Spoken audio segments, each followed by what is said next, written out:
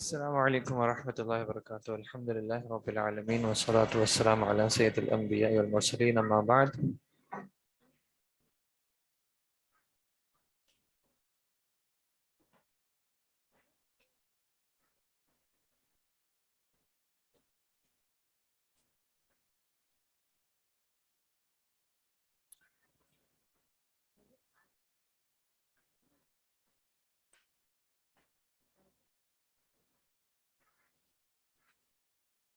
جی پچھلی کلاس سے کیا یاد ہے، کیا ٹاپک ڈسکس کیا تھا؟ الحقیقہ والمجاز. جید. کیا یاد ہے، حقیقت کیا ہوتی ہے، مجاز کیا ہوتا ہے؟ حقیقت ہوتی ہے جو حقیقی معنی بیان کرتا ہے. حقیقی معنی کون سا ہوتا ہے؟ جی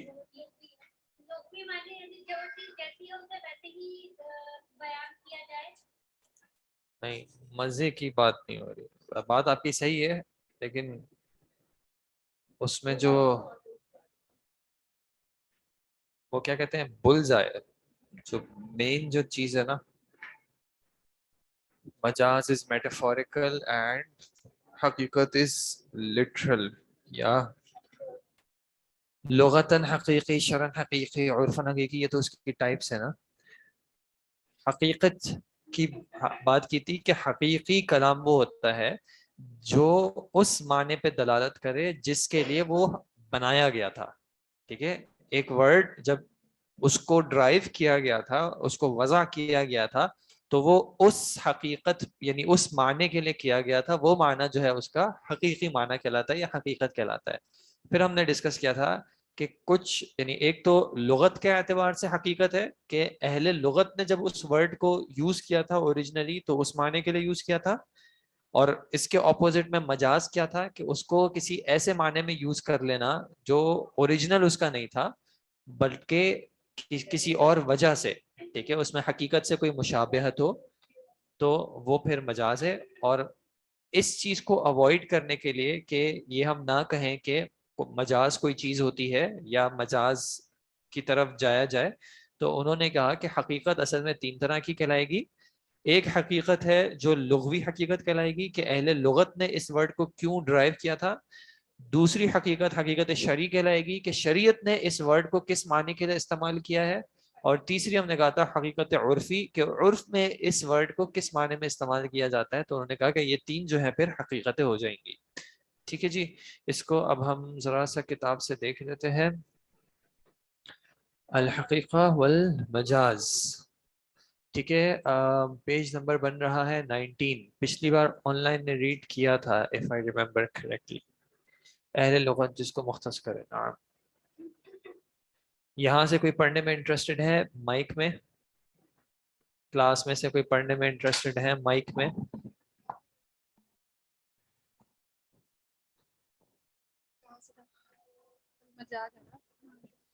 سر یہاں سے پڑھنے والمجاز ہوا. جی، الحقیقت والمجاز پیج کون سا 29 او سوری 19 پیج 19. چھوٹی سی ہیڈنگ لگی ہوئی ہے الحقیقت والمجاز. نظر نہیں آ رہا. مل گیا؟ نہیں سر یہ نہیں ملا. پیج 19 اس میں لکھا ہوا بہت چھوٹا ہے. جی نیچے کی طرف، پیج 19 کے نیچے کی طرف الحقیقت والمجاز.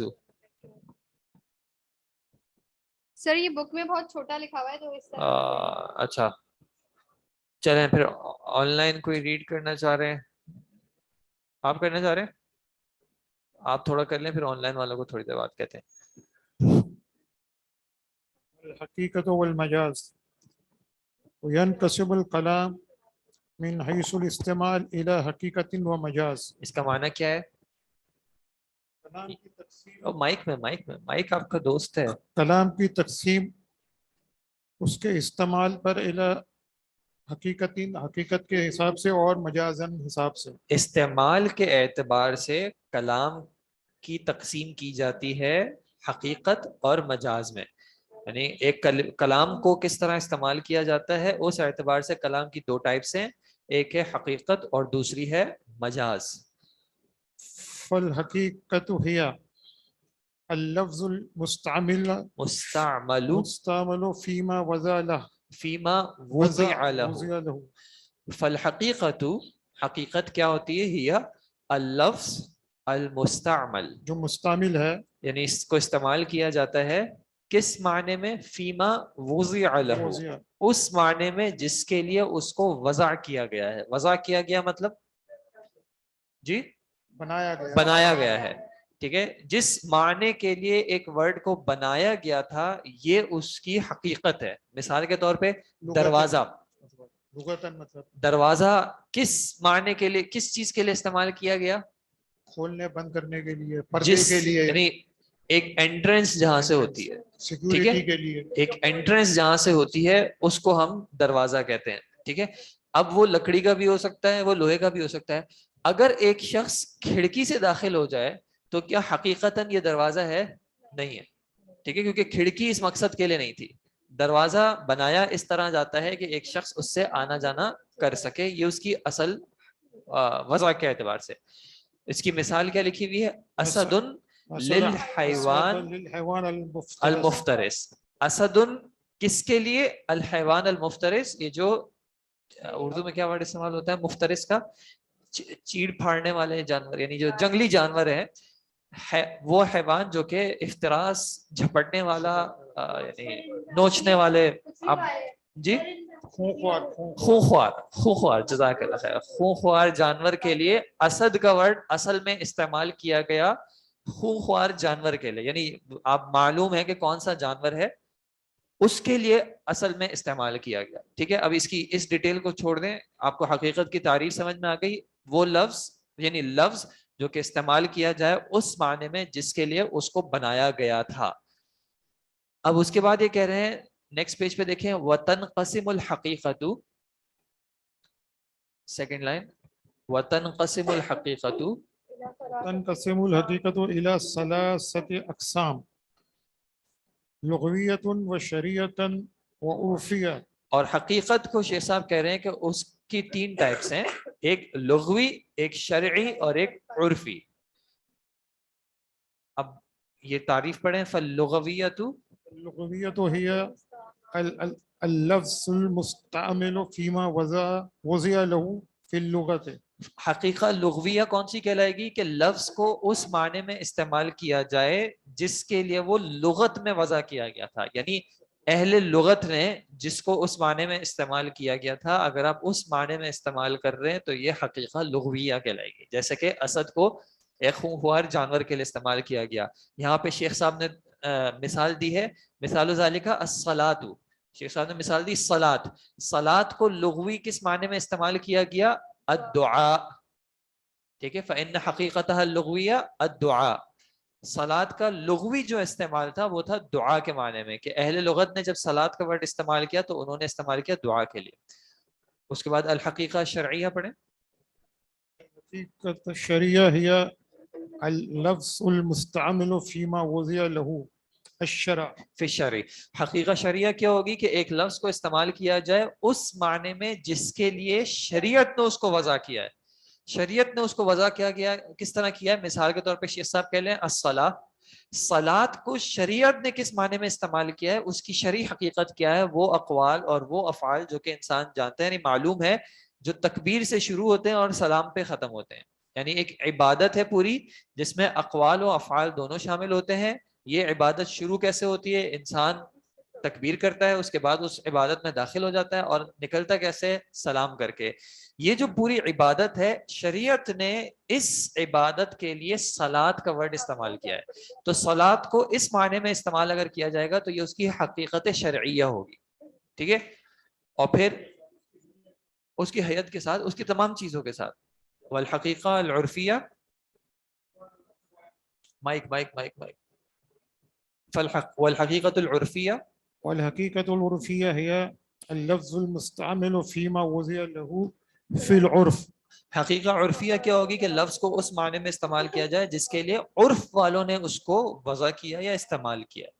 ٹھیک ہے، جیسے کہ شیخ صاحب کہہ رہے ہیں کہ الدابہ. یہ دابا کا جو ورڈ ہے اس کو اہل لغت نے ہو سکتا ہے کسی اور معنی میں استعمال کیا ہو، لیکن پھر ڈفرینٹ عرف میں اس سے ڈفرینٹ میننگ استعمال کیے گئے ہیں. کہیں پہ کسی اہل عرف نے یعنی کسی کانٹیکس والوں نے، کسی کلچر والوں نے اس سے مراد ہر وہ جانور لیا ہے جو کہ 4 پیر والا ہے. ٹھیک ہے، یہ انہوں نے استعمال کیا ہے. کہیں پہ کسی نے استعمال کیا ہے صرف اس جانور کے لیے جس پہ سواری کی جا سکتی ہے، اور کہیں پہ کسی عرف میں اس کا معنی صرف گدھے کے لیے استعمال ہوا ہے. ٹھیک ہے، تو کلام کو اس معنی میں رکھنا جس کو اس کے عرف والوں نے استعمال کیا ہے اس سے مراد ہوتی ہے، یعنی اس کے لیے شیخ صاحب نے اصطلاح استعمال کی ہے، یہ اس کی حقیقہ عرفیہ ہے. ٹھیک ہے، مثال کے طور پہ ہم اپنے عرف میں اگر دروازہ استعمال کرتے ہیں کہ دروازے سے باہر جاؤ، تو دروازہ آپ کے ذہن میں کیا آتا ہے؟ کس طرح کا ہوگا؟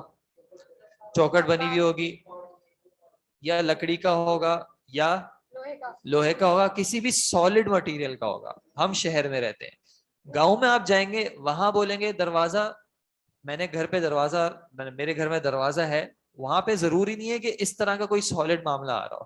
کہیں پہ ہو سکتا ہے کپڑا لٹکایا ہوا ہے، ایک جانے کی جگہ ہے اس پہ کپڑا لٹکایا ہوا ہے، اس کو بھی یہ دروازہ کہہ رہے ہیں. ان کے عرف میں ہو سکتا ہے اس کا معنی ڈفرینٹ ہو جائے. ٹھیک ہے، تو عرف کے اعتبار سے اس کی حقیقت جو ہے وہ ڈفرینٹ ہو سکتی ہے. وہ جو اس کی حقیقت ہوگی وہ عرف کے اعتبار سے ہوگی، حقیقہ عرفیہ. اب ان تینوں میں استعمال کس طرح ہوگا کہ جب آپ کوئی کانٹیکسٹ پڑھ رہے ہیں، مثال کے طور پہ آپ کوئی کتاب پڑھ رہے ہیں لغت کی، ادب پڑھ رہے ہیں، وہاں پہ جب ایک لفظ استعمال ہوگا تو پہلے آپ کے ذہن میں کون سا اس کا معنی آنا چاہیے؟ آپ کا معنی آنا چاہیے حقیقہ لغویہ. اگر لغت کی کتاب ہے تو پہلے جو آپ ایک ورڈ پڑھیں گے اس کا اوریجنل معنی آپ کون سا ازیوم کریں گے کہ یہ ازیوم کریں گے آپ استعمال ہوا ہے حقیقہ لغویہ میں. اگر آپ کوئی شرعی کتاب پڑھ رہے ہیں اس میں جو کلمات استعمال ہوئے ہوں گے تو اس میں آپ کے ذہن میں کیا آنا چاہیے؟ پہلے حقیقہ شرعیہ. اور اگر آپ کلام کر رہے ہیں لوگوں کے درمیان عرف میں، یعنی اہل عرف میں موجود ہیں، اب لوگ کوئی دعوت ہے اس سے مل کے بیٹھ کے بات کر رہے ہیں، تو وہاں پہ کون سا معنی آنا چاہیے؟ عرفی معنی آنا چاہیے. مثال کے طور پہ کوئی بیٹھے ہوئے اور کہہ دیا یار شیر بنو شیر، تو اب یہاں پہ کون سا معنی استعمال ہوگا؟ عرفی استعمال ہوگا، کیونکہ اہل عرف میں بیٹھے ہوئے ہیں، یعنی جو سوشل کانٹیکس ہے اس میں بیٹھے ہوئے ہیں، تو اس سوشل کانٹیکس کی جو حقیقت ہے اس کو استعمال کریں گے. وہاں پہ آپ یہ نہیں کہہ سکتے کہ یار آپ کی مراد جو ہے وہ والا جانور ہے جو کہ خونخوار ہوتا ہے. نہیں، کیوں؟ کیونکہ وہاں پہ ذہن میں حقیقت کیا آئے گی؟ جو عرف کے اعتبار سے. پہلے جو کلام کو استعمال کیا جائے گا، یعنی بائی ڈیفالٹ اس کو جو اس کا معنی ازیوم کیا جائے گا وہ حقیقت پہ ازیوم کیا جائے گا. حقیقت سے ہٹنے کے لیے کیا چاہیے ہوگی؟ حقیقت سے ہٹنے کے لیے کوئی دلیل چاہیے ہوگی. حقیقی معنی کو چھوڑ کے غیر حقیقی یعنی کہ دوسرا جو ہے وہ مجاز. چلے مجاز کی بھی تعریف آپ پڑھ لیں، المجاز اسی کے نیچے. والمجاز هو اللفظ مستعمل في غير ما وضع له. والمجاز ہوا، مجاز سے کیا مراد ہوتا ہے؟ اللفظ المستعمل، اور لفظ کا استعمال فی غیر ما وضع له، جس میں وہ وضع نہیں کیا گیا اس میں اس کو استعمال کرنا، یہ کہلاتا ہے مجاز. ٹھیک ہے، حقیقت جس کے لیے وہ وضع کیا گیا ہے، اور مجاز جس کے لیے وہ وضع نہیں کیا گیا تھا بلکہ بعد میں کسی اور معنی میں استعمال ہو رہا ہے. ذہن میں پہلے انسان کے کیا آئے گا؟ پہلے آئے گا حقیقی معنی. اس حقیقی معنی سے انحراف کرنے کے لیے، اس سے ہٹنے کے لیے، مجازی معنی میں جانے کے لیے آپ کو کیا چاہیے ہوگی؟ دلیل چاہیے ہوگی. مجازی حقیقی معنی کو ازیوم کرنے کے لیے دلیل نہیں چاہیے ہوگی. قرآن میں جب بھی کلمہ آئے گا صلات کا تو ہم کس معنی میں لیں گے اس کو؟ حقیقت شرعیہ کے معنی میں لیں گے. وہاں پہ یہ نہیں کہیں گے کہ بھائی کیوں اس معنی، اللہ تعالیٰ کہہ رہے ہیں قرآن میں اقیم الصلاۃ. اب یہاں پہ صلات سے معنی جو ہے وہ نماز ہے، پوری عبادت ہے، اور یہاں پہ صلات سے معنی دعا نہیں ہے. اس کی کیا دلیل ہے؟ اس کی دلیل نہیں چاہیے، اس کی دلیل نہیں چاہیے کیونکہ یہ ڈیفالٹ ہے. ٹھیک ہے، حقیقت جو ہے وہ ڈیفالٹ ہے. اس حقیقت سے نکلنے کے لیے، دوسری حقیقت پہ جانے کے لیے، یا پھر مجاز پہ جانے کے لیے دلیل چاہیے ہوگی. ٹھیک ہے، تو یہ بات کلیئر ہے. حقیقت پہ قائم رہیں گے، حقیقت سے ہٹنے کے لیے دلیل چاہیے ہوگی. مثال کے طور پہ ہاتھ, میرے ہاتھ میں تکلیف ہے, ذہن میں کیا معنی آئے گا؟ Part of the body. اگر میں کہوں میرا ہاتھ صحیح طرح کام نہیں کر رہا, کیا معنی آئے گا؟ حقیقی معنی آئے گا جو میرا باڈی پارٹ ہے وہ صحیح طرح کام نہیں کر رہا, اس میں کوئی پرابلم ہے. اب مثال کے طور پہ میں کسی بزنس کانٹیکس میں بیٹھا ہوں, اپنی کسی دکان میں بیٹھا ہوں, اور میں اپنے ایک بندے کی طرف دیکھ کے ایک سامنے کسٹمر کو کہتا ہوں میرا آج کل ہاتھ جو ہے نا وہ صحیح کام نہیں کر رہا. اب کیا معنی ہوگا؟ نہیں تو پارٹنر ہے, میرا جو پارٹنر ہے, جو میری سپورٹ ہے, جس بندے میں بہت ریلائے کرتا ہوں, وہ صحیح طرح کام نہیں کر رہا. اس معنی تک جانے کے لیے کیا چاہیے تھی؟ دلیل چاہیے تھی. اور وہ دلیل کہاں سے آئی؟ وہ دلیل کانٹیکسٹ نے پرووائڈ کی. یا تو آپ اس کو کہہ دیں کہ یہ حقیقہ عرفیہ ہو گئی, ایک طریقہ یہ اس کو سمجھنے کا, آپ نے کہہ دیا یہ حقیقہ عرفیہ معنی میں استعمال ہو رہا ہے, لیکن مجاز تک پہنچنے کے لیے میں نے کس چیز کو استعمال کیا؟ قرینے کو میں نے دلیل بنایا. قرینے سے مراد کانٹیکسٹ, ٹھیک ہے, کانٹیکسٹ کو میں نے دلیل بنایا کہ یہاں پہ یہ شخص اپنا ہاتھ یا بازو جو ہے وہ اس شخص کے لیے استعمال کر رہا ہے جو اس کو سپورٹ دیتا ہے, ٹھیک ہے, یا جس کے ذریعے اس کے زیادہ تر کام ہوتے ہیں. اب حقیقت سے مجاز پہ جانے کے لیے یا مجازی معنی کا حقیقی معنی سے کوئی تعلق ہوتا ہے, ٹھیک ہے. یہ آپ اگر دیکھیں, اب میں تھوڑا سا ریڈ کر رہا ہوں تاکہ ہم آگے پیج 21 پہ آئیں. پیج 21 پہ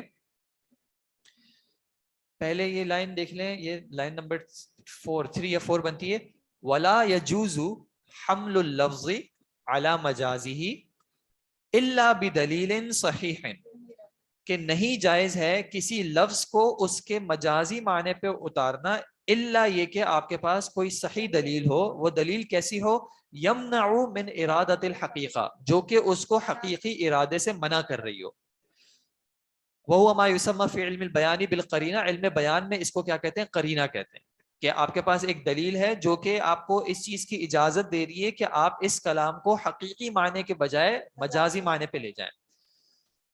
اور اس کا کیا بیان کر رہے ہیں؟ وَيُشْتَرَطُ لِصِحَّةِ اسْتِعْمَالِ اللَّفْظِ, یعنی شرط رکھی جاتی ہے, کنڈیشن کیا ہے اس استعمال کے لیے, فی مجازی, اس کے مجازی معنی میں استعمال کرنے کے لیے, وجود ارتباط بین المعنی الحقیقی والمجازی, کہ اس کے حقیقی اور مجازی معنی میں کوئی ارتباط ہو. ارتباط کس کو کہتے ہیں؟ ربط ہو. ربط کس کو کہتے ہیں؟ تعلق, کنیکشن کو, ٹھیک ہے. اس کے حقیقی اور مجازی معنی میں کوئی تعلق ہو. اس تعلق کو شیخ صاحب نے کیا کہا, اس کو علم بیان میں کہتے ہیں العلاقہ. علاقہ ویسے بھی ورڈ جو ہے وہ ریلیشن شپ کے معنی میں ہوتا ہے, کہ اس کے حقیقی اور مجازی معنی میں جو ہے وہ کوئی تعلق ہو. اب یہ تعلق جو ہے یہ مختلف طرح کا ہو سکتا ہے, ٹھیک ہے. مختلف طرح کا کس طرح ہو سکتا ہے؟ ایک شیخ صاحب نے بیان کیا, ایک تعلق کیا ہو سکتا ہے؟ مشابہت کا. مشابہت کا کیا مطلب ہے؟ مثال کے طور پہ حقیقت میں کوئی ایسا وصف تھا جو کہ دوسری چیز میں آپ کو وہ وصف مل رہا ہے, تو یہ کیا بن گیا؟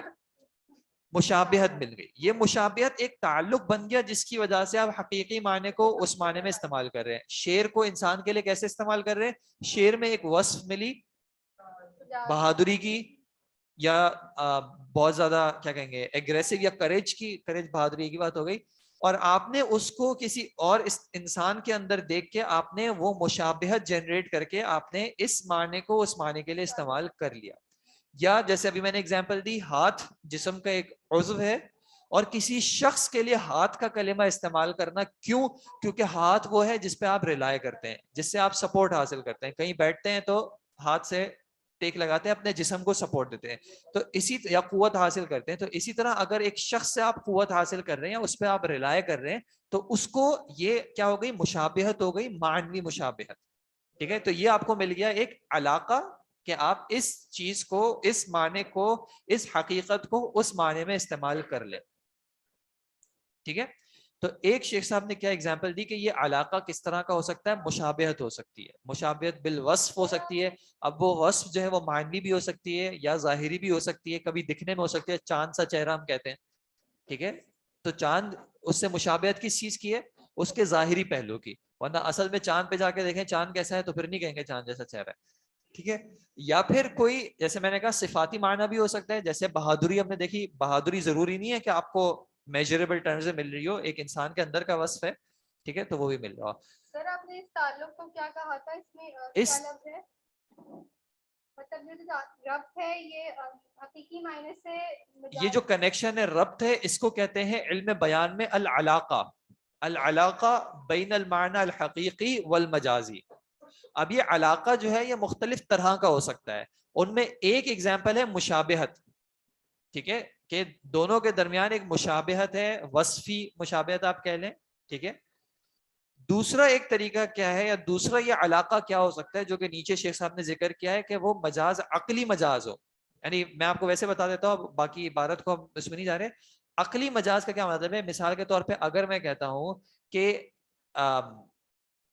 کیا کہتے ہیں, ہم نے, شیخ صاحب نے اصل میں جو ایگزامپل دی ہے وہ کیا دی ہے کہ بکری نے بارش نہیں, شبنم ہوتی ہے نا, شبنم, بکری نے شبنم چری.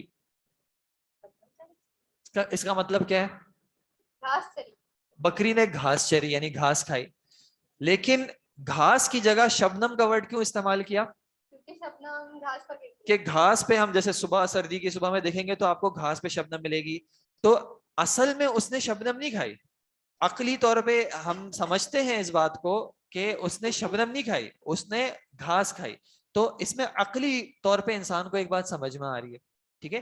یا پھر کہیں پہ اس طرح ہوتا ہے کہ صرف ایک ظاہری طور پہ بات کو کسی دوسرے کی طرف سند کر دی جاتی ہے. مثال کے طور پہ اگر ہم کہتے ہیں کہ میں نے کھیتی اگائی, تو یہ کھیتی کیا حقیقتاً میں نے اگائی ہے, نہیں, اصل میں اگانے والا کون ہے, اللہ. حقیقی اگانے والا کون ہے, اللہ تعالیٰ ہے, ٹھیک ہے. حقیقی اگانے والا اللہ تعالیٰ ہے. میں ایک وسیلہ بنا, میں نے محنت کی تو میں نے کہہ دیا کہ میں نے کھیتی اگائی, لیکن حقیقت میں نے نہیں اگائی. اسی طرح ہم لوگوں میں کہتے ہیں میں نے یہ گھر بنایا ہے, حقیقت میں نے نہیں بنایا, میں نے ہو سکتا ہے صرف پیسے دیے ہو یا میں نے کسی کو صرف حکم دیا ہو, لیکن میں کہوں گا کہ میں نے گھر بنایا ہے.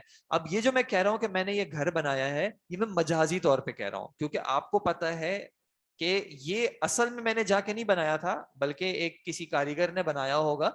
میں اس کی نسبت جو اپنی طرف کر رہا ہوں, یہ اس کو بھی مجاز کے طور پہ ہی کہیں گے, یہ بھی ایک طرح کا علاقہ ہے, ٹھیک ہے. اس کے لیے شیخ صاحب نے ایک ورڈ استعمال کیا, اس ورڈ اس میں ہم نہیں جا رہے, مجاز مرسل یا مجاز عقلی, ٹھیک ہے.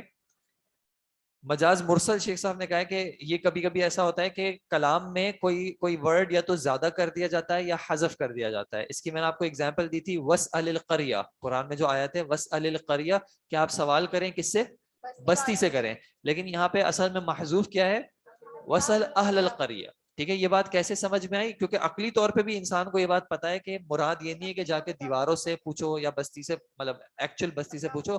مراد کیا تھی کہ اس کے اہل, اس کے لوگوں سے جا کے پوچھو.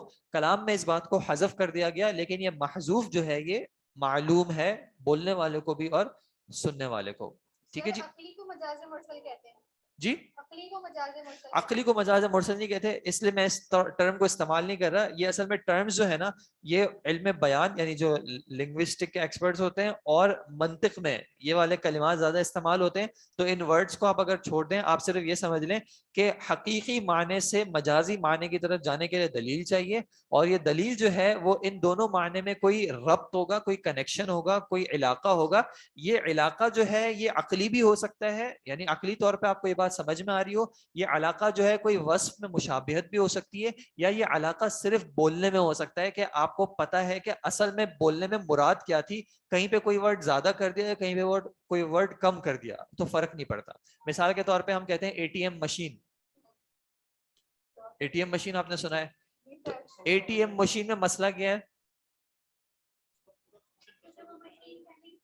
اے ٹی ایم مشین میں اے ٹی ایم جو ایم ہے وہ مشین کا ورڈ آلریڈی ایڈڈ ہے, لیکن پھر بھی ہم مشین کا ورڈ واپس بول رہے ہیں, ٹھیک ہے. آٹومیٹک ٹیلر مشین جو ہوتی ہے, تو اے ٹی ایم مشین میں کیونکہ اب یہ استعمال ہو رہا ہے, اب اس کا یہ مطلب نہیں ہے کہ میں بولوں کہ آپ دو مشینیں آپ کے پاس ہیں, نہیں, مراد ایک ہی مشین ہے, لیکن کلام میں ایک چیز زیادہ ہو گئی ہے, سامنے والے کو سمجھ میں آ رہا ہے کہ مراد ایک ہی مشین تھی. تو اس طرح بہت ساری جگہوں پہ ہوتا ہے, کبھی کچھ کلام میں کوئی ایڈیشن بات کہہ دی جاتی ہے یا کوئی بات حذف کر دی جاتی ہے, لیکن وہ سامنے والے کو معلوم ہوتی ہے اور اس کا قرینہ جو ہے وہ دلالت کر رہا ہوتا ہے اس بات پہ, ٹھیک ہے جی. جی کیا ٹھیک ہے ٹھیک ہے جی ناک کٹوا دی یہ حقیقی معنی ہے مجازی معنی ہے مجازی معنی ہے اب اس کو حقیقت سے کیسے ربط کریں گے اس کا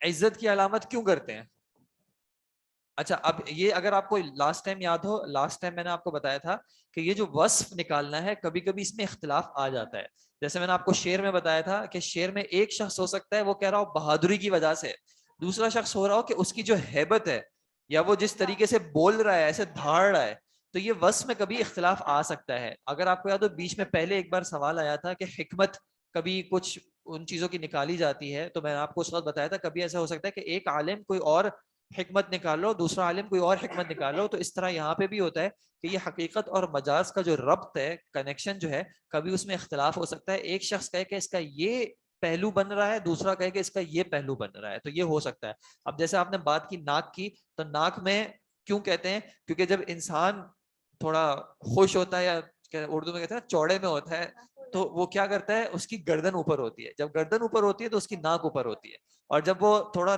نڈھال ہوتا ہے یا تھکا ہوا ہوتا ہے یا اتنا خوش نہیں ہوتا شرمندہ ہوتا ہے تو اپنا چہرہ نیچے کرتا ہے اس کی ناک نیچے ہو جاتی ہے تو ناک کٹ گئی سے ایک یعنی کسی نے اس طرح کنیکشن اس کا کسی نے یہ بھی کنیکشن کیا ہے کہ انسان اگر آپ ویسے انسان سے ملیں تو سب سے پہلے اس کی ناک آپ کے سامنے آتی ہے ٹھیک ہے چہرہ تو آتا ہے لیکن چہرے میں بھی سب سے آگے کیا چیز جا رہی ہے اس کی ناک سب سے زیادہ باہر نکلی ہوئی ہے تو انسان کی پہچان جو ہے وہ سب سے پہلے اس کی ناک کر رہی ہوتی ہے تو اگر اس کی پہچان میں کوئی مسئلہ آ رہا ہے تو یعنی کہ اس کی جیسے کہ گویا کہ ناک کٹ گئی ہے اس کے ایک اور کسی نے یہ بھی تشبیہ نکالی ہے کہ اگر کسی کی یعنی کوئی پرانے زمانے میں اب خیر میں تو کبھی نہیں دیکھا حقیقت میں ایسا مطلب ایسا ہوتا کسی شخص کی مثال کے طور پہ کبھی کسی بھی وجہ سے ناک کٹ جاتی ہے تو وہ اپنا چہرہ چھپاتا ہوا پھرتا ہے یعنی حقیقی ناک کٹ جاتی ہے کیوں کیونکہ عام طور پہ پھر ایسے شخص کو بدنما تصور کیا جاتا ہے ٹھیک ہے جی جی ایک صحابی کی ناک کٹ گئی تھی تو پھر آرٹیفیشل ناک جو ہے وہ بنائی تھی تو کسی کی ناک اگر کٹ جاتی ہے تو یعنی انسانوں میں چونکہ جو ہے ایک پورا چہرہ خوبصورتی کی علامت ہے آنکھ ہوتا ہے کہ کسی کی نہیں ہوتی یا کوئی اسکار وغیرہ ہوتا ہے لیکن اگر کسی کی ناک کٹ جاتی ہے تو اس کو جو ہے بہت ایک بدنما تصور کیا جاتا ہے جس وجہ سے وہ اپنا چہرہ چھپاتا ہے تو کسی نے اس سے ربط نکالا ہے ٹھیک ہے تو یہ مختلف ربط نکالے جا سکتے ہیں اور اس میں کوئی انشاءاللہ ایشو نہیں ہے تو اچھا یہ جو آپ عبارت جو کہہ رہی ہیں کہ میں نے کہاں سے دوبارہ پڑھوں کون سی بات آپ وہ مجھے بتا دیں میں اس عبارت کو واپس پڑھ دوں گا بورڈ پہ یہ بات میں پچھلی کلاس میں کیونکہ سمجھا چکا ہوں اس لیے اس پہ زیادہ بورڈ کا وقت نہیں استعمال کر رہے جو سمری کیا ہے کہ کلام استعمال کے اعتبار سے دو طرح کا ہوتا ہے حقیقت اور مجاز حقیقت اس کا وہ معنی ہوتا ہے جس کے لیے اس ورڈ کو اصل میں بنایا گیا تھا یا وضع کیا گیا تھا اور مجاز جو ہے اس کو اس معنی میں استعمال کرنا جس کے لیے وہ حقیقی طور پہ وضع نہیں کیا گیا تھا اوریجنلی اس کو اس لیے وضع نہیں کیا گیا تھا کسی نے کہا کہ یہ دو چیزیں ہوتی ہیں کہ یا تو کلام کو آپ اس معنی میں استعمال کرتے ہیں جس کے لیے وہ وضع کیا گیا تھا یا پھر آپ کلام کو اس معنی میں استعمال کرتے ہیں جس کے لیے وہ اصل میں وضع نہیں کیا گیا تھا اب اگر آپ کو کلام کو اس معنی میں استعمال کرنا ہے جس کے لیے وہ وضع نہیں کیا گیا تھا تو لازمی طور پہ اس معنی میں اور اس معنی میں کوئی تعلق ہو آپ کسی انسان کے لیے اگر ہاتھی کا لفظ استعمال کر رہے ہیں آپ کسی انسان کے لیے گھوڑے کا لفظ استعمال کر رہے ہیں کہ یہ شخص تو گھوڑا ہے اب گھوڑے اور یعنی گھوڑا کا جو ورڈ ہے وہ حقیقت میں ایک جانور کے لیے استعمال ہوا تھا اہل لغت نے ایک جانور کے لیے لفظ استعمال کیا گھوڑا آپ اگر اس حقیقی معنی کو ایک شخص کے اوپر مجازن استعمال کر رہے ہیں تو آپ کے لیے لازمی طور پہ آپ کو کیا کرنا ہوگا اس کے ان دونوں کے اندر کوئی علاقہ ہو کوئی ربط ہو کہ بھائی کیوں اس شخص کو ہم گھوڑا کہہ سکتے ہیں اب وہ علاقہ جو ہے وہ علاقہ نہیں علاقہ اردو کا ورڈ ہے جو ایریا ہوتا ہے اور علاقہ تعلق ریلیشن شپ کوئی علاقہ جو ہے وہ ہو سکتا ہے کسی نے کہہ دیا بھائی مشابہت ہے مشابہت کس معنی میں کوئی وصف ہو سکتا ہے کوئی کہے کہ یہ گھوڑے کی طرح کیسا ہے گھوڑے کی طرح تیز دوڑتا ہے یا پھر خوبصورت بھی ہو سکتا ہے یا پھر قداور بھی ہو سکتا ہے, مہنگا بھی ہو سکتا ہے, گھوڑا ہمیشہ کھڑا رہتا ہے, بیٹھے ہوئے گھوڑے کم ملتے ہیں, یہ بھی ہر وقت کھڑا رہتا ہے, ٹھیک ہے, کوئی بھی چیز ہو سکتی ہے, کوئی بھی کنیکشن ہو. یا پھر ہو سکتا ہے کہ وہ مجاز کی طرف جا رہے ہو من حیث العقل, کے عقل اس بات کو تسلیم کریے کہ یہ جو اصل میں انہوں نے بات جو ہے وہ اس نے, مثال کے طور پر ہم کہتے ہیں میں اس کا خون کر دوں گا, اس کا خون کر دوں گا کا کیا مطلب ہوتا ہے؟ ایک تو یہ کہ ماروں گا جو ہے وہ, لیکن خون کر دوں گا کا مطلب معنی کیا ہے؟ خون کرنے کا کیا مطلب ہوتا ہے؟ خون بہا دوں گا چلیں ورڈ ہے, خون نکال دوں گا ورڈ ہے, خون کر دوں گا کا کیا مطلب ہے؟ میں اس کا ہوم ورک کر دوں گا تو چلو صحیح ہے, میں اس کی جگہ پہ اس کا ہوم ورک, میں اس کا خون کر دوں گا. یہ کر دوں گا کا ورڈ جو یہاں پہ استعمال ہو رہا ہے یہ مجازی اس میں استعمال ہو رہا ہے کہ یہاں پہ مراد جو ہے کچھ اور ہے. عقل کو اس بات کو سمجھ میں آ رہا ہے کہ اس کا مطلب یہ نہیں ہے کہ وہ اس کا خون بنا دے گا, ٹھیک ہے جی.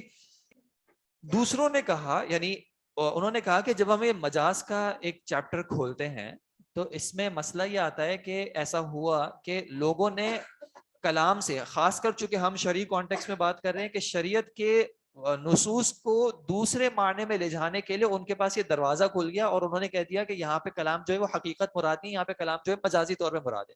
مثال کے طور پہ اللہ کے نبی صلی اللہ علیہ وسلم نے مختلف احادیث میں, مجھے ایگزیکٹلی ورڈز یاد نہیں ہے, لیکن نامحرم کو ٹچ کرنے سے منع کیا, ٹھیک ہے, اور اس کی وہ بھی بتائی کہ اس کا گناہ اس طرح ہے یا اس سے بہتر تھا کہ تمہارے ساتھ یہ ہو جاتا. اب یہاں پہ ٹچ جو ہے حقیقی معنی کیا ہے ٹچ کا؟ دو لوگوں کی اسکن کانٹیکٹ میں آ گئی, ٹچ ہو گیا. لیکن کچھ نے کیا کہا کہ یہاں پہ یہ حقیقی ٹچ مراد نہیں ہے, یہاں پہ مراد ہے سیکشول ٹچ, شہوت سے بھرا ہوا ٹچ. تو اگر ٹچ شہوت سے بھرا ہوا نہ ہو تو شریعت کو کوئی مسئلہ نہیں ہے. کیا کیا انہوں نے؟ حقیقی معنی کو مجاز کر دیا. اب آپ وہ مجاز کہیں کہ مشابہت نکالی, یا انہوں نے کوئی معنی حذف کر لیا کہ بھائی یہ جس طرح وصل القریہ تھا تو انہوں نے کہہ دیا کہ بھائی یہ مس جو ہے بالشہوہ تھا, شہوت کا ورڈ حذف کر دیا. جب یہ چیپٹر کھلتا ہے تو پھر بہت سے لوگ اس طرح شریعت کے ساتھ کھیلتے ہیں, اور ایسا ہوا ہے. خاص کر یہ معاملہ اللہ تعالیٰ کی صفات میں جو ہے پہلے زیادہ آیا کہ اللہ تعالیٰ کی صفات کو انہوں نے کہا کہ بھائی یہاں پہ مثال کے طور پہ اللہ تعالیٰ نے اپنے لیے اپنے ان کے لیے ید کا ورڈ استعمال کیا, ید اللہ مغلولہ, یہ وقالت الیہود ید اللہ مغلولہ بل یداہ مبسوطتان, تو اللہ تعالیٰ نے اپنے لیے ید کا ورڈ استعمال کیا. تو انہوں نے کیا کہا کہ یہاں پہ ید سے مراد حقیقی ید نہیں ہے بلکہ مجازی ید ہے, ید سے یہ بھی مراد ہو سکتی ہے وہ بھی مراد ہو سکتی ہے. قرآن میں آیا وسع کرسی السماوات والارض, تو یہاں پہ کرسی سے مراد حقیقی کرسی نہیں ہے, کرسی سے مراد کچھ اور چیز ہے. تو جب اس طرح کا دروازہ کھلا تو پھر کچھ علماء نے کہا کہ بھائی اس سے بہتر ہے, یعنی ان کی انڈرسٹینڈنگ اور ایکسپلینیشن یہ کہ ہم یہ کہیں گے کہ مجاز نہیں ہوتا, خاص کر شریعت میں مجاز نہیں ہوتا. شریعت میں حقیقت کی مختلف ٹائپس ہیں کہ حقیقت شرعی ہوگی, لغوی ہوگی, کیونکہ لغت جو ہے وہ شریعت سے, ہمارے کانٹیکس میں لغت شریعت سے مقدم لغت ہے, پہلے لغت تھی شریعت محمد صلی اللہ علیہ وسلم کی, بعد میں اس طرح مدون اس میں آئی. دوسری جو اگر شریعت نے کسی ورڈ کو اپنے معنی میں لے لیا ہے تو پھر وہ اس کی حقیقت شرعیہ کہلائے گی, اور کچھ چیزیں ایسی ہیں جو عرف میں جانی پہچانی ہے, معلوم ہے, تو وہ حقیقت عرفیہ کہلائیں گے, ہم ان کو مجاز نہیں کہیں گے, ٹھیک ہے. تو انہوں نے اس کو اس طرح تعبیر دی. آپ کی مرضی ہے, آپ یعنی مرضی کا مطلب ہے آپ کو جو موقف زیادہ صحیح لگتا ہے آپ دونوں اپنا سکتے ہیں. شیخ صاحب نے یہ دونوں چیزیں کتاب میں ذکر کی ہیں, اور آخر میں انہوں نے تنبیہ میں یہ بات بیان کر دی ہے کہ تقسیم الکلام, اگر آپ چیپٹر کے بالکل اینڈ میں دیکھیں, یہ پیج نمبر آیا 22, اس میں آپ دیکھیں تنبیہ. تنبیہ کا مطلب کیا ہوتا ہے؟ اٹینشن یا وارننگ, ٹھیک ہے, نوٹ. تو شیخ صاحب کہہ رہے ہیں کہ یہ جو کلام کی یہ جو تقسیم حقیقت اور مجاز کی, یہ اصل میں متاخرین کے یہاں زیادہ مشہور ہے. سلف میں یا متقدمین کے ہاں یہ نہیں تھی, کہ صحابہ نے یا اس وقت تابعین نے اس طرح کی بات نہیں کی کہ کلام جو ہے وہ حقیقت اور مجاز میں ہوتا ہے اور کہاں پہ مجاز مراد ہے وغیرہ. انہوں نے جو بات, یعنی ان کو جس طرح جو چیز سمجھ میں آئی تھی انہوں نے اس کو اس اعتبار سے حقیقتی معنی میں ہی لیا, اور یہ بعد میں جب خاص کر اہل بدعت وغیرہ کا ظہور زیادہ ہوا تو اپنی بات کو زیادہ تثبیت دینے کے لیے, اپنی بات کو ثابت کرنے کے لیے انہوں نے اس طرح کی تقسیم زیادہ کی. تو اس میں شیخ صاحب کہہ رہے ہیں کہ اس کے جواب میں بعض اہل علم یہی کہتے ہیں کہ لا مجاز فی القرآن, کہ قرآن میں کوئی مجاز نہیں ہے, اور کچھ نے تو یہ کہہ دیا کہ لا مجاز فی اللغہ, یعنی لا مجاز فی القرآن ولا فی الغیرہ. اب آپ کی مرضی, آپ اس کو اس طرح سمجھنا چاہیں یا آپ اس طرح سمجھنا چاہیں, اس میں کوئی مسئلہ نہیں ہے. اگر آپ مجاز کا اس بات بھی کرتے ہیں تو شریعت میں کسی معنی کو اس کی حقیقت سے ہٹانے کے لیے کیا چاہیے ہوگی؟ کوئی دلیل چاہیے ہوگی, ٹھیک ہے. دلیل جب ہے تو اس کی تعویل کی جا سکتی ہے اس معنی میں, اگر آپ اس سے وہ مراد لیتے ہیں تو, ٹھیک ہے جی. جی نام بھی لیں، وہ نام آپ پڑھ لیں. میں یہاں پہ ان کی جو یہ عبارت تھی لا یجوزو، یہ پیج نمبر 21 میں، ولا یجوزو حمل اللفظ علی مجازہ الا بدلیل صحیح، کہ نہیں جائز لفظ کو رکھنا اس کے مجازی معنی میں بغیر صحیح دلیل کے، جو کہ اس کو منع کر رہی ہو کہ حقیقی ارادے سے. یعنی آپ کے پاس کوئی ایسی دلیل آ گئی جس میں یہ بات واضح ہے کہ شارع نے اس کلام سے حقیقی معنی مراد نہیں لیا تھا، تو پھر اس کو جو ہے وہ مجاز پہ لیا جا سکتا ہے. اور اس چیز کو علم بیان میں جو ہے قرینہ کہا جاتا ہے. اور اس لفظ کو اس کے مجازی معنی میں استعمال کرنے کے لیے شرط ہے. وہ شرط کیا ہے؟ وجود ارتباط بین المعنی الحقیقی والمجازی، کہ حقیقی معنی اور مجازی معنی میں ایک کوئی کنیکشن ہو، کوئی ربط ہو. کیوں؟ تاکہ لیصح التعبیر بہ عنہ، کہ اس ورڈ کو اس سے تعبیر کرنا، یعنی اس پہ یہ اپلائی کرنا صحیح بن سکے. انسان کے لیے گھوڑے کا لفظ استعمال کرنا کیوں صحیح ہوگا؟ جب انسان کے لیے انسان کا ورڈ ہے، گھوڑے کے لیے گھوڑے کا ورڈ ہے، تو انسان کے لیے گھوڑے کا ورڈ اپلائی کرنا کیوں صحیح ہو سکتا ہے؟ تو شیخ صاحب نے کہا اس میں ضروری لازمی کیا ہوگا کہ ان دونوں کے اندر آپ کوئی ربط نکال رہے ہوں. تو اس شخص میں آپ نے کوئی کنیکشن نکال رہے ہو، تو اگر آپ کو ایک کنیکشن مل جاتا ہے تو پھر آپ کے لیے جائز ہو سکتا ہے کہ آپ اس کو مجازی معنی میں لے جائیں. اور اس چیز کو علم بیان میں کیا کہتے ہیں؟ علاقہ. ٹھیک ہے، کنیکشن. ٹھیک ہے، ہم چونکہ علم بیان نہیں پڑھ رہے اس لیے ہمیں ان اصطلاحات سے کوئی غرض نہیں ہے. ٹھیک ہے. جی علاقہ عین سے، کتاب میں یہ لکھا ہوا ہے العلاقہ، آپ کو یہ دکھ رہا ہے؟ یہاں پہ نہیں دکھ رہا؟ جی العلاقہ، یہ تعلق جو ہے یہ ایک اصطلاح ہے. بس معنی آپ نے سمجھ لیا کہ حقیقی معنی اور مجازی معنی میں کوئی کنیکشن ہو، کہ اس کے اندر کیا ایسا ہے جس کی وجہ سے ہم اس کو اپلائی کر رہے ہیں. اب یہ علاقہ جو ہے یہ مختلف طرح کا ہو سکتا ہے کوئی مشابہت ہو سکتا ہے عقلی طور پہ یہ بات سمجھ میں آ رہی ہو. ٹھیک ہے، مثال کے طور پہ اگر آپ کوئی شخص کہہ دے کہ یار کتاب کو پھینکو اور یہ میرا کام کرو، تو اس کی کیا مراد ہے؟ کتاب کو سائیڈ میں رکھو. اس کی حقیقت یہ مراد نہیں ہے کہ کتاب کو زمین پہ جا کے پٹک کے پھینک دو. کیوں؟ آپ کو عقلی طور پہ پتا ہے کہ بھائی اس شخص کی یہ مراد نہیں ہے. اس کی اصل میں مراد کیا ہے؟ کس کو فوکس کرنا ہے؟ کہ اس کام کو جلدی سے کرو اور کتاب کو آپ اتنی اہمیت نہ دو. تو یہ عقلی طور پہ بھی اگر آپ کو سمجھ میں آ رہا ہے تو شیخ صاحب نے کہا یہ کلام میں جو ہے یہ علاقہ بن سکتا ہے.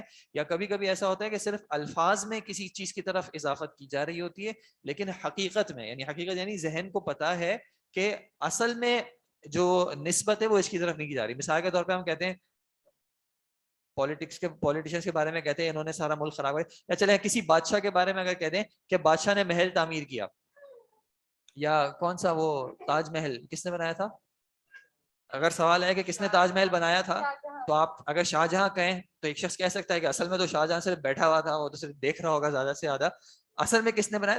یہاں پہ کلام میں صرف لفظی طور پہ اسناد جو ہے وہ اس کی طرف کی جا رہی ہے. یہ بات جو ہے لینگویج میں استعمال میں ہے، تو یہ بھی علاقہ بن سکتا ہے. ٹھیک ہے.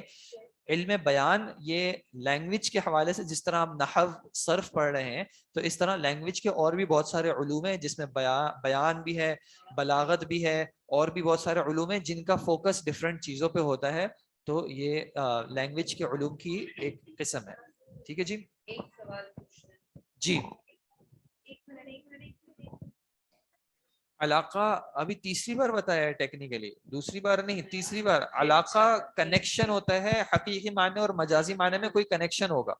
مثال کے طور پہ اگر ہم یہ کہتے ہیں کہ عقل گھاس چرنے گئی، تمہاری عقل تو گھاس چرنے گئی ہے، ایسے استعمال ہوتا ہے. اس سے کیا مراد ہے؟ کام نہیں کری. ہاں تمہیں سمجھ نہیں آ رہا، عقل گھاس چرنے گئی. اب اس میں آپ یہ کیا علاقہ نکالیں گے کہ جانور گھاس چرتا ہے، اور جانور سے ہم یہ امید نہیں کرتے کہ وہ اپنی عقل کا استعمال کر رہا ہوگا. تو اگر آپ بھی یہی حرکت کر رہے ہیں تو اصل میں آپ کو تشبیہ دی جا رہی ہے جانور سے. ٹھیک ہے. تو یہ جو آپ نے ربط نکالا ہے اس کو شیخ صاحب کہہ رہے ہیں کہ اس کو علاقہ کہتے ہیں. ٹھیک ہے جی. اب یہ وصف میں ہو سکتا ہے، کوئی صفت میں ہو سکتا ہے عقلی طور پہ ایک بات سمجھ میں آ رہی ہو سکتا ہے صرف کلام کے الفاظ میں ایک بات ہو، تو وہ ایشو نہیں ہے. جی آپ سوال کرے تھے. مجھے یہ پوچھنا تھا کہ ٹرمینالوجیز تو سمجھ میں آ رہی ہیں، لیکن اسے اصول الفقہ سے کیسے ریلیٹ کریں؟ اس کو اصول فقہ سے کیسے ریلیٹ کر رہے ہیں؟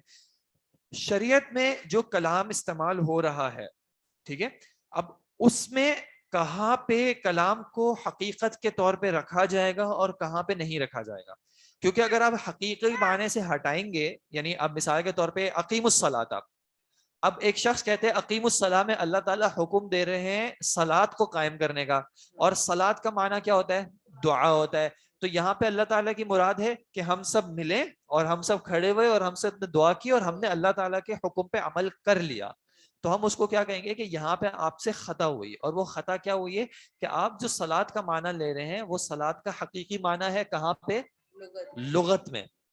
قرآن میں جب اللہ تعالیٰ کہہ رہے ہیں اقیم الصلاۃ، قرآن لغت کی کتاب نہیں ہے، قرآن شرعی سورس ہے. تو شرعی سورس میں آپ کو شرعی معنی اس کا لینا پڑے گا. اقیم الصلاۃ اگر بغیر کانٹیکس کے بھی اگر آپ کو ملے تو آپ صلاۃ سے مراد لیں گے نماز، جو عبادت خاص ہے.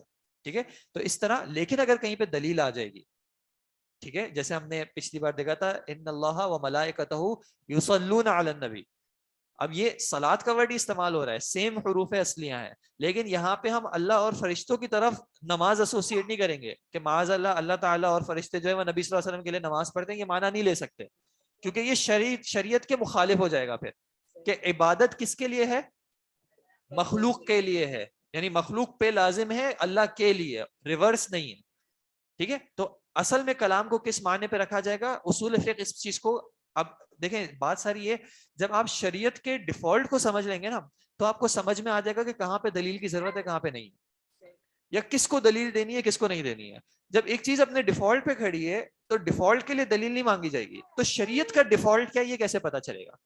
وہ شیخ صاحب بیان کریں کہ بھائی شریعت کا ڈیفالٹ شرعی حقیقت کو آپ لیں گے. شرعی حقیقت سے آپ کو ہٹنے کے لیے آپ کو کوئی دلیل چاہیے ہوگی، لیکن دلیل بھی کیسی ہو؟ دلیل بھی ایسی ہو جس میں آپ کو کوئی سینس بن رہا ہو، اور وہ سینس بھی شریعت کے اعتبار سے ایکسیپٹیبل سینس ہونا چاہیے. اب مثال کے طور پہ میں کہہ دوں قرآن میں کیا آیا ہے،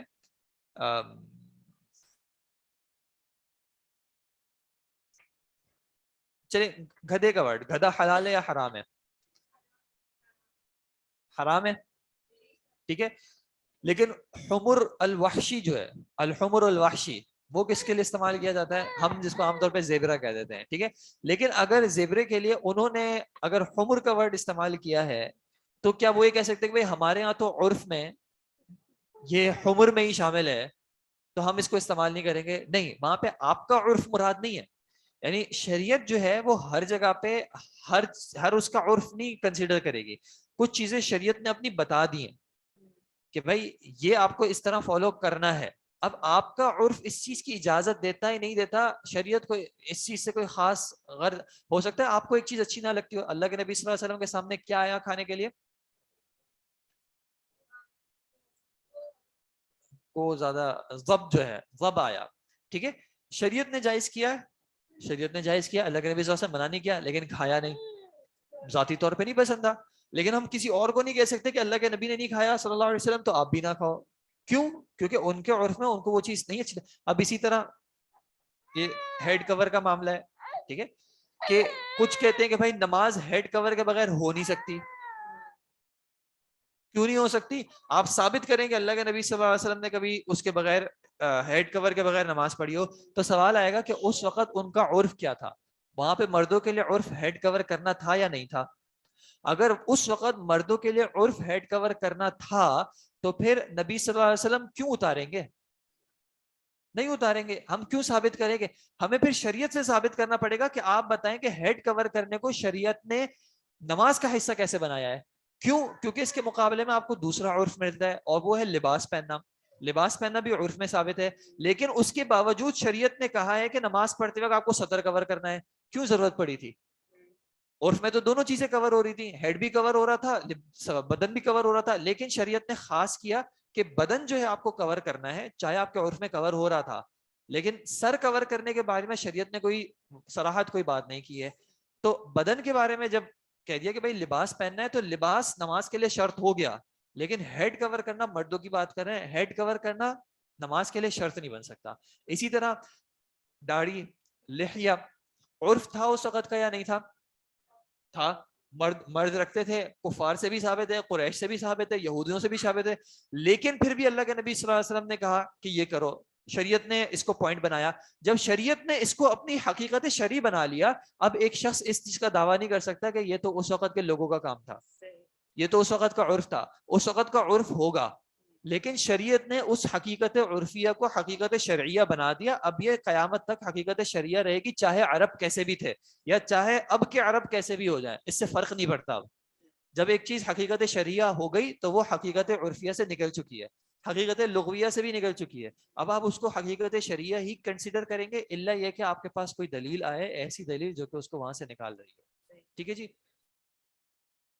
ہم مجاز کو اصطلاحی معنی نہیں, اصطلاحی معنی نہیں کہہ سکتے. اصطلاحی معنی میں تھوڑا سا فرق یہ ہوتا ہے کہ اصطلاحاً جو ہے وہ ایک ورڈ کسی پرٹیکولر فن میں یا علم میں کس معنی میں استعمال کیا جاتا ہے, اس سے مراد وہ ہوتی ہے.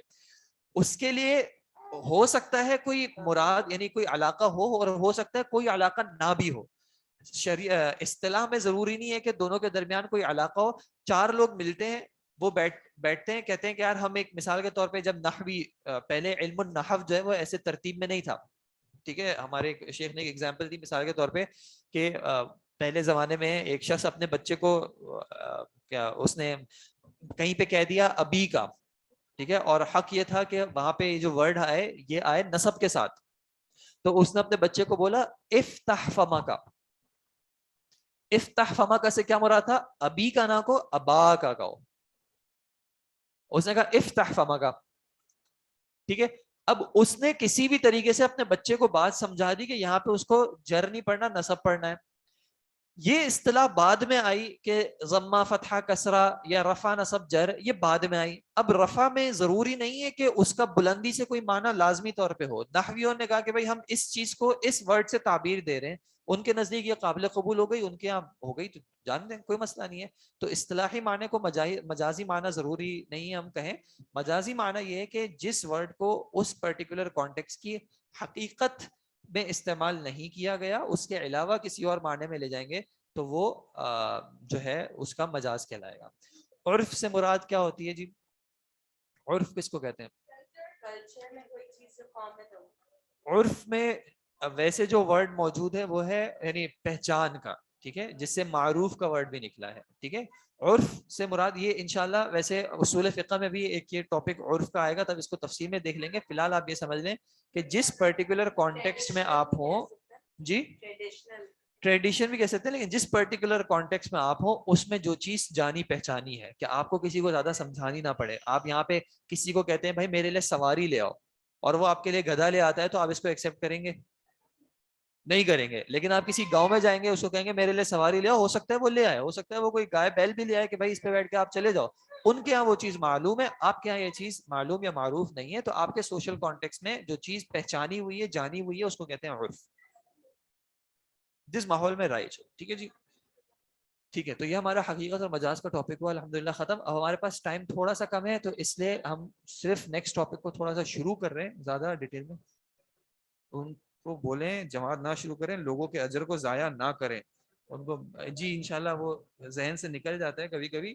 یہ مخالفت کرنا جو ہے نا, یہ اس لیے شریعت بھی جائے اس چیز کا اعتبار کرتی ہے کہ مخالفت نہ کی جائے جو موجودہ چیزیں. اچھا, ہم نے احکام شریعہ کیے تھے. شریعت کا جو خطاب ہے ہم سے, شریعت کا جو تقاضا ہے, اس کو 2 چیزوں میں دیکھا تھا, احکام تکلیفیہ و احکام وضعیہ. احکام تکلیفیہ میں ہم نے 5 دیکھے تھے, واجب, مندوب, مکروہ, حرام اور مباح. ٹھیک ہے, یہ ٹاپک تھوڑا سا اس کے حوالے سے. اب ہم اس چیز پہ چلے گئے ہیں الحمدللہ کہ اب کلام میں ہمیں کیا چیز ملے گی تو اس سے ہم کیا چیز ڈرائیو کریں گے. ٹھیک ہے, شریعت کا جو کلام ہے, قرآن و حدیث میں جو کلمات آ رہے ہیں, ان کلمات کے اندر ہمیں کیا کب کچھ ملے گا جس سے ہم کچھ شرعی احکامات استنباط کریں گے یا اخذ کریں گے. ٹھیک ہے جی, تو اب اس میں پہلا ہمارے پاس ٹاپک ہے امر کا. امر کیا ہوتا ہے؟ حکم ہوتا ہے. لینگویج میں امر کیا ہوتا ہے؟ یعنی آپ جو نحو پڑھتے ہیں یا گرامر پڑھتے ہیں, گرامر میں امر کیا ہوتا ہے؟ فیل. چلیں امر کو ویسے لے رہے ہیں. امر کا آپ نے کیا معنی ہوتا ہے؟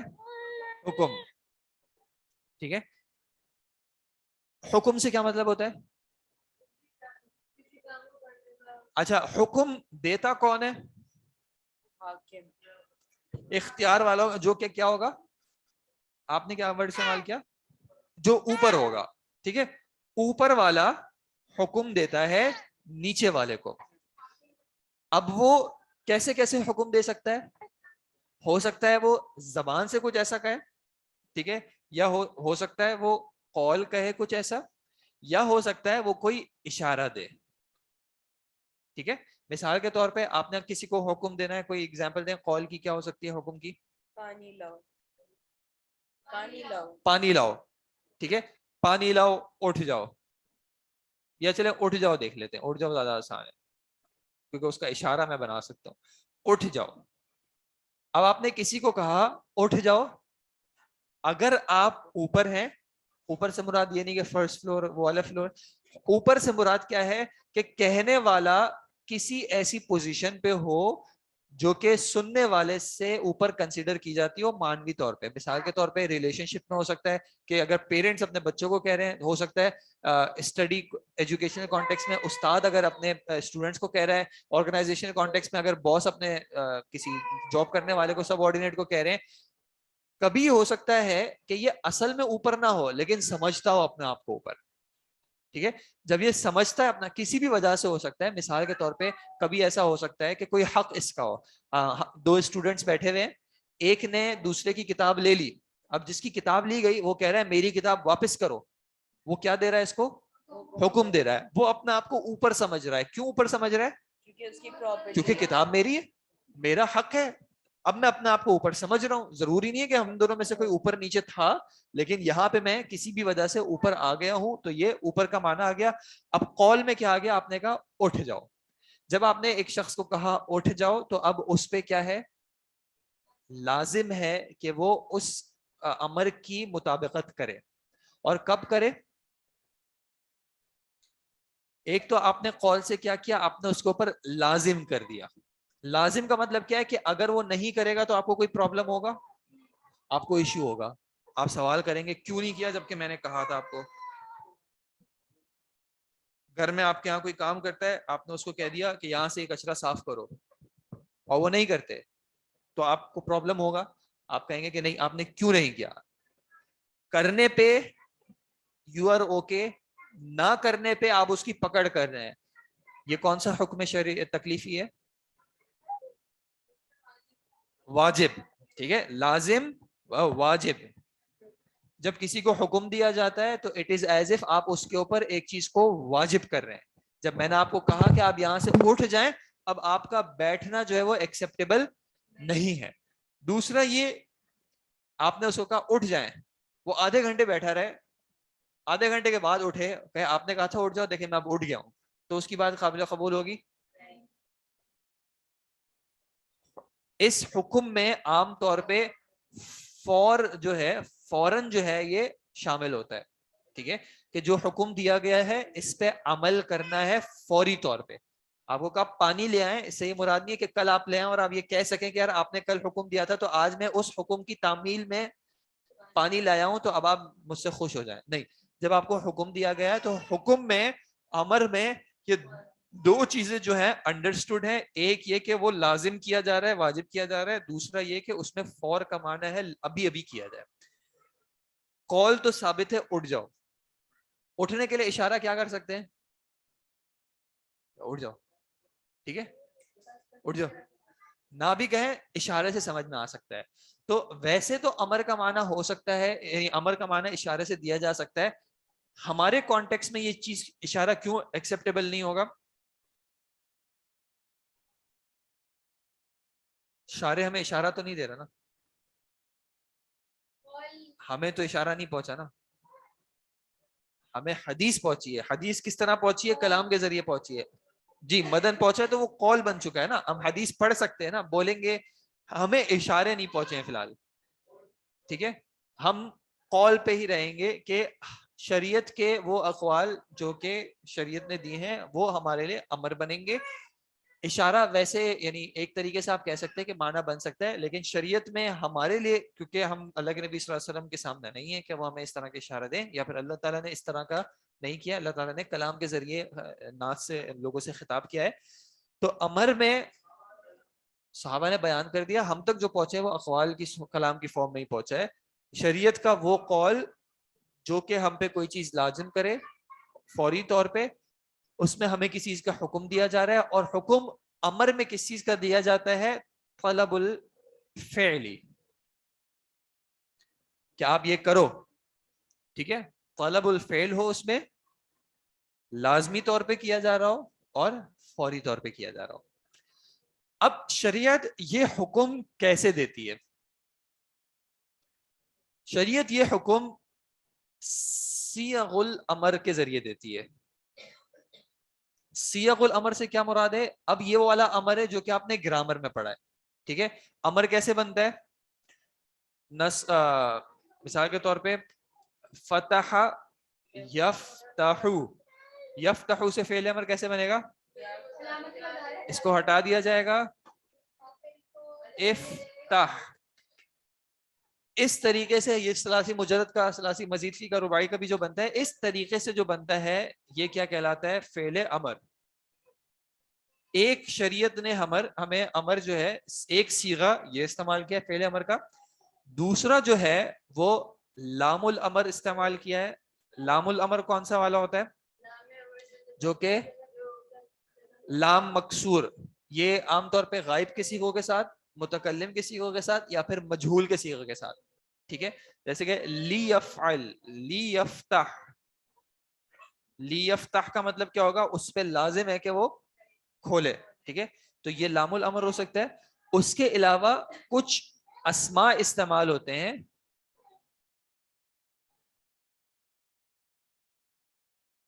اسماء فعل الامر میرے خیال میں ہے. یہ کچھ اسماء ایسے ہیں جس کے اندر جو ہے وہ امر کا معنی شامل ہوتا ہے، ٹھیک ہے. جیسے کہ اذان میں استعمال ہوتا ہے حیا. حیا جو ہے وہ اصل میں اسم ہے، ٹھیک ہے، لیکن اس کے اندر معنی کس چیز کا ہے؟ امر کا ہے کہ آؤ. اسی طرح ہلما، ہلما بھی جو ورڈ ہے وہ ہے اسم، لیکن اس کا معنی کیا ہے؟ امر کا، کہ لاؤ، آؤ یا لاؤ. اسی طرح ایک ورڈ ہے صح، صح یہ بھی اسم ہے، لیکن اس کا معنی ہے اسکت، خاموش ہو جاؤ، ٹھیک ہے. تو کچھ اسماء ایسے ہیں جو کہ عربی زبان میں امر کے معنی میں استعمال ہوئے ہیں، ٹھیک ہے جی. ایک فعل امر ہو گیا، ایک لام الامر ہو گیا، ایک اسم فعل الامر ہو گیا، اور ایک چوتھا طریقہ کیا ہوتا ہے؟